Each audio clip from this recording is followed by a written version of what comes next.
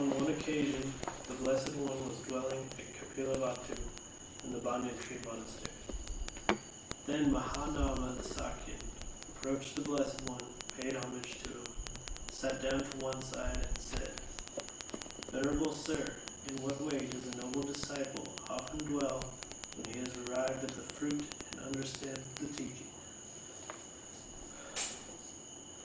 When Mahanama, a noble disciple, has arrived at the fruit and understood the teaching, he often dwells in such a way as this.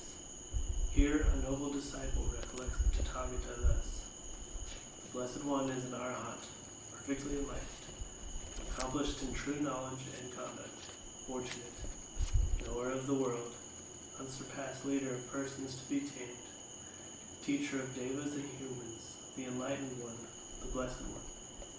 When a noble disciple recollects the Tathagata thus, on that occasion his mind is not obsessed by lust, hatred, or delusion. His mind is straight, with the Tathagata as its object. A noble disciple whose mind is straight gains the inspiration of the meaning, the inspiration of the Dhamma, gains gladness connected with the Dhamma. When he is gladdened, rapture arises. For one uplifted by rapture, the body becomes calm. One calm in body feels happy. For one who is happy, the mind becomes concentrated. This is called a noble disciple who dwells evenly amid an uneven population, who dwells without affliction amid an afflicted population, who has entered upon the stream of the Dhamma and develops recollection of the Buddha.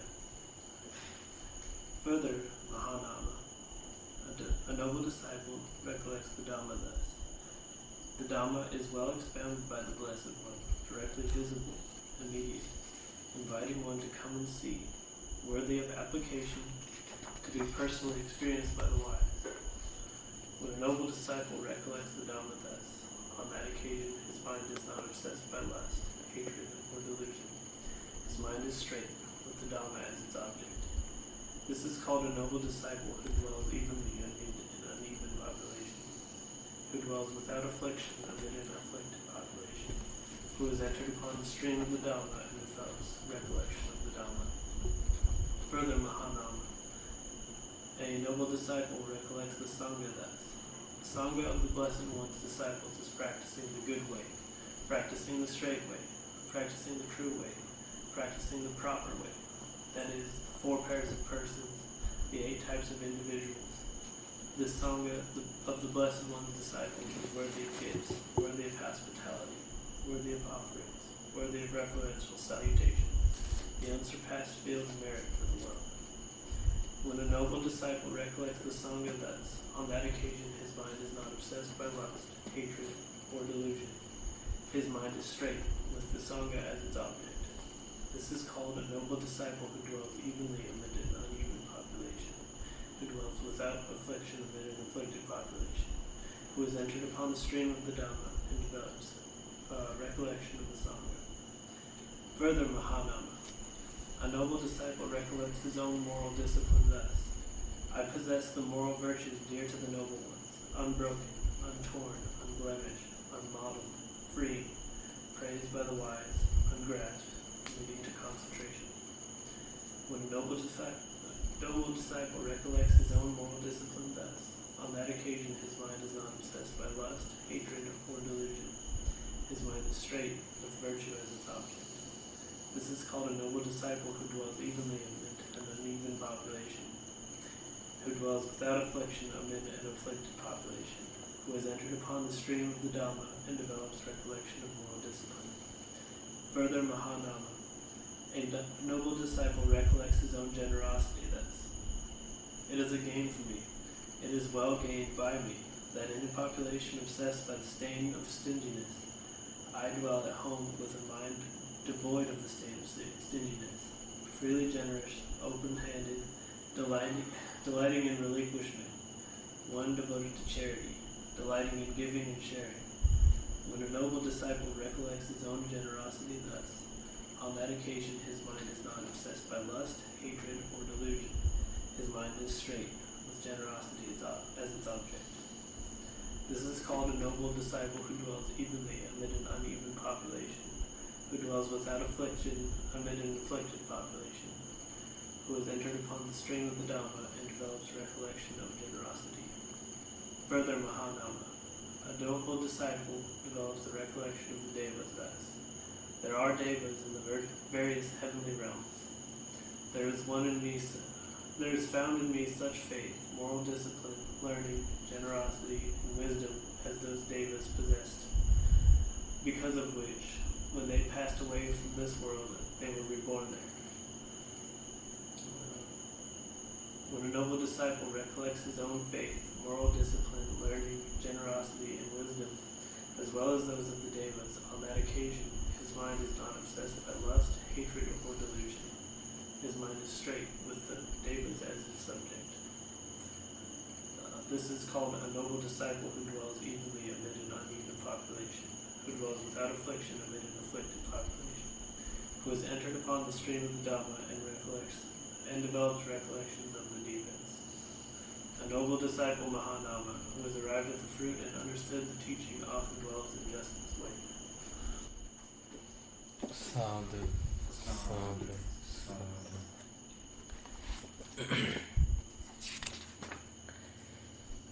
This is a really good topic that I have been wanted to teach, but most people in the West that I haven't seen, they use these 6 meditation techniques. This we call in Pali Anusati Bhavana, recollection meditations. We meditate on the qualities of the Buddha, recollecting the qualities of the Buddha, and recollecting qualities of Dhamma, and recollecting qualities of Sangha, and we recollect our moral principles, our practicing, our morality, and our generosity. We recollect about our generosity, how generous I am, how moral I am, and then we recollect the we call Devatanusati, recollect the way that beings or humans, how they get a birth in heaven world, and now there are devas, or we could say deities or angels, how they have obtained such a life by developing what? Through what they have got a birth in such a world. The way they have got a birth was by having spiritual powers, spiritual senses. We call them, this is called faith, moral discipline, learning, generosity. This is called Pancha Seka Bala in Pali. Pancha means 5. Seka means the person who is in training in these teachings. So Bala means powers. So when somebody trains himself in these teachings on the Noble Eightfold Path, what he develops is these 5 powers of the trainee. So he develops confidence in the path. He develops morality, and he develops the knowledge of Dhamma, knowledge of the reality, knowledge of noble qualities, knowledge of noble people, knowledge about the world, and that's called learning. And he becomes very generous person, and wise, wisdom. Those are the powers of a trainee who trains himself in the spirituality. If someone practices, if someone follows the spiritual principles, he or she should gain these powers. So the person who develops these spiritual powers of trainee is the only one who can go to the heaven world. So those are the conditions of being born in heaven world. So by being confident, if you have confidence in generosity, if you have morality in generosity, learning about it, and generous and wise to see how generosity works and how good generosity is, even that helps them to gain a good life in a good destination. So it's all about your actions. It's all about your actions. Your actions is the path, way to heaven. The gateway to heaven, the gateway to the good destination. Am I being clear? So think about in this very life. What is the gateway of peaceful life in this very life, not after death? The gateway of peaceful and happy life in this very life is your actions. Right? Your mental actions, your verbal actions, and your bodily actions. How you act physically, verbally, and mentally. How you think about things. It's mental actions. And how do you talk to others? How you use your verbal actions? And what do you do?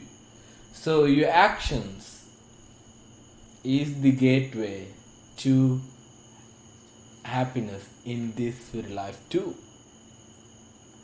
And it is the same gateway to go to heaven, go to a good destination.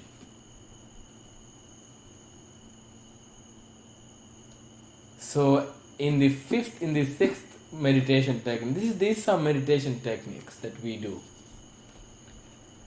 The sixth meditation technique that we think about, any devas who has been born in Deva world, heavenly world, the way they have been born is having these principles of training, these powers, spiritual powers of trainees. So In case what? Which one would it be? I'm listening, so I'm not looking at yeah, and so this spiritual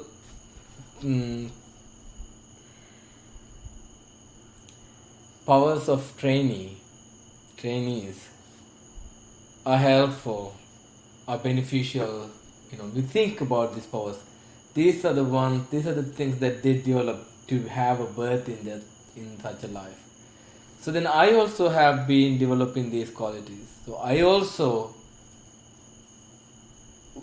am also worthy of having gain a birth, of getting a birth in heaven world. So when we think about these spiritual qualities in ourselves, when we recollect them, that we have them, that we recollect these spiritual powers. We reflect on ourselves. And then we see those noble qualities in ourselves. When we think about them and when we see our destination in the future. If I die right now, I'm going to have a good destination. It's really clear. It's really uncertain. There's no doubt. You know what I mean? No doubt there. Very uncertain. Certain. Very certain, I'm sorry. Very certain. So when we see when we have such a clear picture of ourselves about the future and about now, about this moment too, our mind becomes, gain rapture. We gain rapture, and then we are able to develop our concentration, meditate our concentration very well. We can get into first jhana, second jhana, third jhana. We can develop jhanas in these recollections. And we can train our mind towards nibbana through these meditation techniques too. Because these meditation techniques help us to concentrate our mind and gain rapture and bliss and happiness of the body and calmness of the body and mind. And then we can gain the concentration. Now mind is concentrated, and after that we can develop that concentration further. We can deepen that concentration further, and we can use our mind to overcome all the fetters that we have. So then we can be an arahant in this very life through practicing these meditation techniques. The first technique was about the qualities of the Buddha. So we very often practice this meditation, qualities of the Buddha. And this is what we know in our chanting also. The main reason that we chant the qualities of the Buddha is to meditate on the qualities of the Buddha. So if someone can recollect qualities of the Buddha, the person who understands the teachings, who understands Four Noble Truths, understands the Buddha.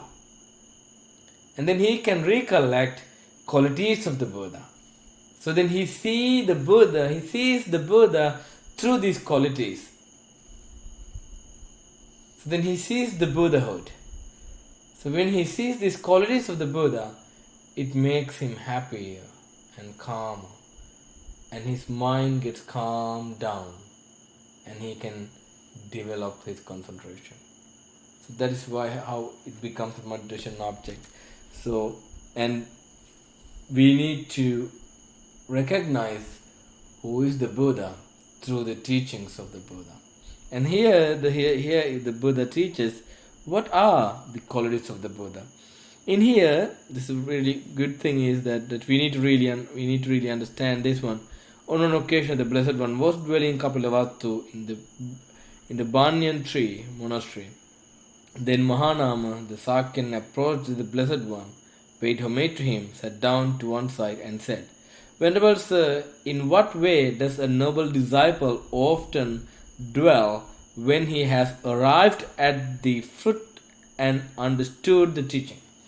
The person who has arrived to fruit, it means like stream enterer, and who has gained that fruit, he has a very unshakable confidence in the Buddha. He sees the Buddha through his teachings. He understands cause and effect. And through that, he understands the Buddha. So then he can recollect the qualities of the Buddha.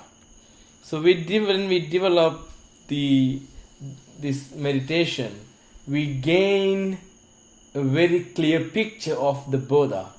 And we come to understand who is the Buddha. And when we do that, the Buddha explains how a noble disciple does and what he does.